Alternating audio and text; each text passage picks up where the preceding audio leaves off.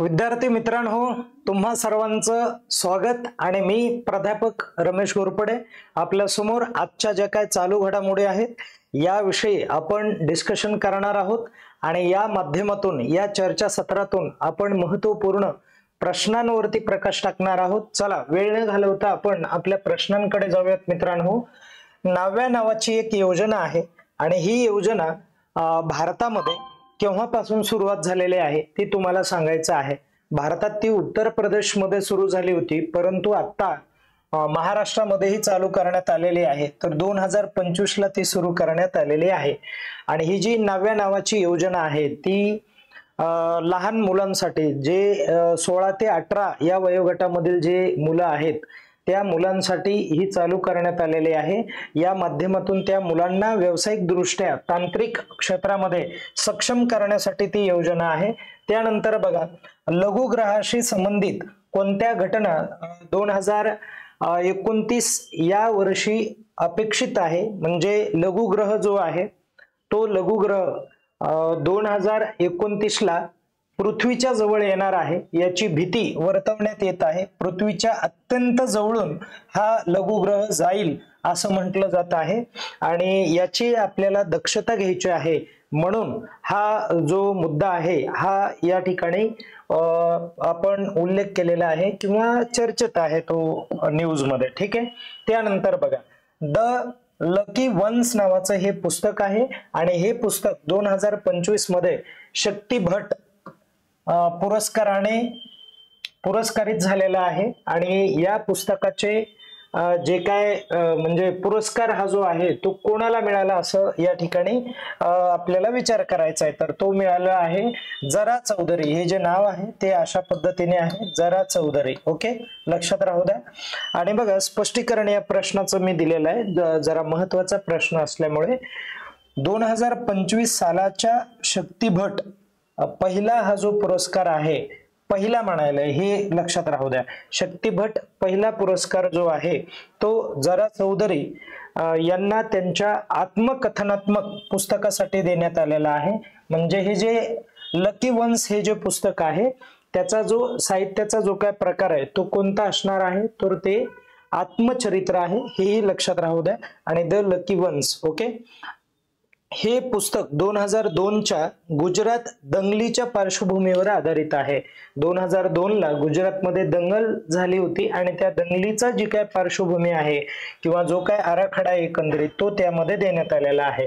पुढे 2025 मध्ये आशियाई पॅरा बॅडमिंटन स्पर्धा झालेल्या होत्या आणि आशियाई पॅरा बॅडमिंटन स्पर्धेमध्ये अजिंक्य स्पर्धा कोणत्या देशामध्ये पार पडलेल्या आहेत त्या तुम्हाला सांगायच्या। भारत, मलेशिया, थायलंड आणि इंडोनेशिया या चार पैकी कोणतं ऑप्शन असेल, तर ते ऑप्शन आहे थायलंड, लक्षात राहू द्या। ओके, चला पुढे जाऊयात। नंतरचा प्रश्न आहे, JCB ही एक प्राइज आहे आणि जे प्राइज कोणत्या क्षेत्रात दिलं जातं, लिटरेचर मध्ये दिलं जातं। लिटरेचर म्हणजे साहित्य आणि साहित्याच्या क्षेत्रामध्ये उत्कृष्ट कार्य करणाऱ्या व्यक्तींसाठी हे जे प्राइज आहे हे प्राइज दिलं जातं। परंतु मित्रांनो, हे जे प्राइज आहे 2025 ला हे बंद करण्यात आलंय, लक्षात घ्या। भारतात कोणत्या वर्षी सुरू झालं म्हणायलाय, 2018 ला सुरू झालं होतं हे प्राइज आणि ते 2025 ला बंद करण्यात आलेलं आहे। या प्राइज मध्ये 25 लाख एवढी जी काय रक्कम आहे ही रक्कम या ठिकाणी देण्यात येत असे। ओके, बंद झालाय तो प्राइज, लक्षात राहू द्या। आणि त्यानंतर SDG इंडेक्स जो आहे जो 2025 मध्ये म्हणजे डिक्लेअर करण्यात आला आणि हा जो आहे SDG इंडेक्स जो आहे, SDG म्हणजे ज्याला सस्टेनेबल डेव्हलपमेंट गोल्स असं म्हटलं जातं। ओके, सस्टेनेबल डेव्हलपमेंट गोल्स म्हटलं जातं, लक्षात राहू द्या। आता इथे जो मुद्दा आहे, हे जे गोल्स आहेत हे गोल्स किती ठरवण्यात आलेत, तर 17 ठरवण्यात आलेले आहेत। तत्पूर्वी सस्टेनेबल म्हणजे काय, ज्याला शाश्वत विकास असं म्हणायचं आहे, सस्टेनेबल डेव्हलपमेंट। शाश्वत विकास म्हणजे काय, तो जो चिरकाळ टिकणारा विकास असतो। दीर्घकाळ विकास म्हणजे खूप वर्षामध्ये किंवा भविष्य काळामध्ये आपल्याला एक लॉंग टाइम जे काय गोल आहे ते डिसाईड करायचं आहे, त्या उद्देशाने हा शब्द वापरला जातो. सस्टेनेबल डेव्हलपमेंट हा जो विकास असतो तो चिरकाळ टिकणारा असतो. आणि या इंडेक्स मध्ये आपण कोणत्या 2 देशांना मागे सोडलेला आहे, आशियाई देशांना आपण मागे टाकलेलं आहे. तर लक्षात ठेवा, हे बांगलादेश आणि पाकिस्तान हे असे 2 देश आहेत ज्या दोन्ही देशाला आपण या SDG इंडेक्स मध्ये आपण मागे टाकलेला आहे. आणि लक्षात ठेवा, भारताचा या इंडेक्स मध्ये कितवा क्रमांक आहे हे पण तुम्हाला परीक्षेत विचारलं जाणार आहे. तर आपण 99व्या क्रमांकावरती आहोत, लक्षात ठेवा. आणि एकूण किती देशापैकी 99व्या क्रमांकावर आहोत, तर 167 देशांपैकी आपण 99व्या क्रमांकावर आहोत. आणि हा जो बांगलादेश आहे, हा बांगलादेश आहे, हा बांगलादेश 114 नंबरला आहे, लक्षात ठेवा. आणि आपण 99 नंबरला आहोत, म्हणजे आपण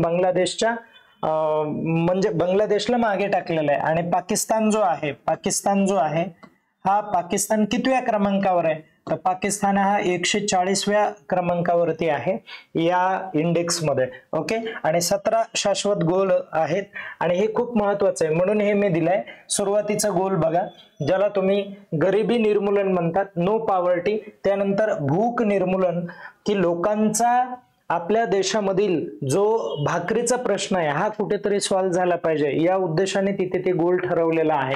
ओके. तर भाकरीचा प्रश्न म्हणजे भूक निर्मूलन म्हणजे समूळ नष्ट करणे. 0 हंगर तिथे म्हटलंय. सर्वांगीण आरोग्य व कल्याण, ज्याला तुम्ही good health and well being असं म्हणता. आणि गुणवत्तापूर्वक शिक्षण, ज्याला क्वालिटी एज्युकेशन आपण म्हणणार आहोत, यावरती काम करणार आहोत. लैंगिक समानता, ज्याला जेंडर इक्वॅलिटी म्हणूया. शुद्ध पाणी व स्वच्छता, क्लीन वॉटर अँड सॅनिटेशन असं म्हणूयात त्याला. आणि परवडणारी व स्वच्छ ऊर्जा, अफोर्डेबल अँड क्लीन एनर्जी आपण म्हणूयात. उत्तम काम आणि आर्थिक वाढ, ज्याला decent work and economic growth असं म्हटलंय. उद्योग, नवोन्मेष व पायाभूत सुविधा, इंडस्ट्री, इनोव्हेशन अँड इन्फ्रास्ट्रक्चर. त्यानंतर सामाजिक समानतेमधील घट, रिड्यूस इनइक्वॅलिटीज. आणि त्यानंतर शहरे व समुदाय, टाकाऊ उपकरणे असं इथे आहे. Sustainable cities and communities. आणि त्यानंतर जबाबदारीपूर्वक वापर व उत्पादन, responsible consumption and production. Okay. हवामान बदलावर कारवाई, ज्याला क्लायमेट ऍक्शन आपण म्हणूयात. समुद्र व सागरी जीवन रक्षण, ज्याला लाईफ बिलो वॉटर असं म्हटलं जातं. आणि भूमीवरचे जीवन रक्षण, लाईफ ऑन लँड म्हटलंय. आणि शांतता, न्याय, संस्थाची जबाबदारी, ज्याला peace, justice and strong institutions असं म्हटलंय. आणि भागीदारीद्वारे उद्दिष्ट साध्य करणे, पार्टनरशिप फॉर गोल्स. अशा या 17 उद्दिष्टांवरती आपल्याला काम करायचंय, हे खूप महत्वाचं आहे. आणि हे सगळे जे काही मुद्दे आहेत किंवा क्षेत्र आहेत किंवा घटक आहेत, या घटकांवरती आपला जो देश आहे तो खूप चांगल्या पद्धतीने काम करत आहे. आणि हे गोल साध्य करण्यामध्ये आपण 99व्या क्रमांकावरती आहोत, ज्याला तुम्ही SDG काय म्हणूयात, इंडेक्स म्हणूयात, ज्याला सस्टेनेबल डेव्हलपमेंट गोल्स असं म्हटलं जातंय. आणि सस्टेनेबल डेव्हलपमेंट करायचे असेल तर हे मुद्दे खूप महत्वाचे आहेत. ओके, लक्षात ठेवा. चला पुढे जाऊयात आपण. नंतर मित्रांनो, हिस्ट्री दॅट इंडिया इग्नोर्ड नावाचं हे पुस्तक आहे. आणि या पुस्तकाचे लेखक कोण आहेत, तर या पुस्तकाचे लेखक प्रकाश आहेत, ज्यांना तुम्ही प्रेम प्रकाश असं म्हणता. या पुस्तकात स्वातंत्र्य लढ्यामध्ये काही गोष्टी ज्या आहेत किंवा पारंपरिक कथेत बाजूला ठेवलेल्या किंवा भिडलेला जो काही इतिहास आहे तो तुम्हाला निदर्शनास आला. जसे की मग या ठिकाणी इथून म्हणूयात आपण मराठा बंड आणि अलंकारिक चळवळी, त्यानंतर भारतीय राष्ट्रीय सेनेच्या भूमिका, नाविक बंड, गोवा कसा मुक्त झाला आणि इतर काही घटना आहेत ज्यांचा इतिहासामध्ये पूर्णपणे समावेश करण्यात आलेला नाही. ज्या घटना इग्नोर्ड झाल्यात, ज्या दुर्लक्षित आहेत, त्या दुर्लक्षित घटना या पुस्तकामध्ये दिल्यात. एवढंच लक्षात राहू द्या, बाकी काही नाहीये. चला पुढे लक्ष द्या. 2025 मध्ये तर हे जे नाव आहे, हे नाव क्रिस्टी आहे बघा, क्रिस्टी असं नाव आहे. क्रिस्टी कोवेंट्री क्रिस्टी कोवेंट्री या ज्या आहेत त्या जलतरणपटू आहेत. ओके, स्विमिंग साठी ओळखल्या जातात आणि त्यांचं जे काय हे आहे बघा, क्रिस्टी कोवेंट्री या ज्या आहेत त्या IOC या संघटनेच्या अध्यक्षपदी त्यांची निवड होणार आहे. आणि लक्षात ठेवा, IOC म्हणजे काय, आय म्हणजे ज्याला इंटरनॅशनल ऑलिम्पिक कमिटी म्हणायचंय, या कमिटीवरती त्यांची निवड होणार आहे. या कमिटीचे ते अध्यक्ष म्हणून, चेअरमॅन म्हणून काम करणार आहेत. लक्षात राहू द्या, चेअरमॅन म्हणून ते काम करतील. आणि त्यांचं नाव क्रिस्टी कोवेंट्री आहे. आणि मग हे जे अध्यक्षपद आहे, हे अध्यक्षपद ते कुणाकडून स्वीकारणार आहेत, त्यांच्या अगोदर कोण अध्यक्ष होतं, तर थॉमस बाख नावाची व्यक्ती ही अध्यक्ष होती. त्यानंतर पुढे, आणि लक्षात ठेवा हे इथे एक महत्वाचा मुद्दा असा आहे की ही जी महिला आहे ही पहिली महिला आहे ज्या महिलेचं इंटरनॅशनल ऑलिम्पिक कमिटीवरती अध्यक्षपदी निवड होणार आहे. पहिली महिला आणि त्याचबरोबर पहिली आफ्रिकन महिला. लक्षात राहू द्या, पहिली आफ्रिकन महिला. आणि त्यानंतर पुढे आंतरराष्ट्रीय नाविक दिन हा जो आहे तो कोणत्या दिवशी साजरा केला जातो, तर तो 25 जून या दिवशी साजरा केला जातो. त्यानंतर आपण पुढे जाऊयात. लक्ष द्या, भारताचा दुसरा नागरिक जो अंतराळामध्ये गेलेला आहे त्याचं नाव काय आहे, तर त्याचं नाव आहे शुभांशु शुक्ला आहे. शुभांशु शुक्ला असं नाव आहे. ओके, पुढे जाऊयात.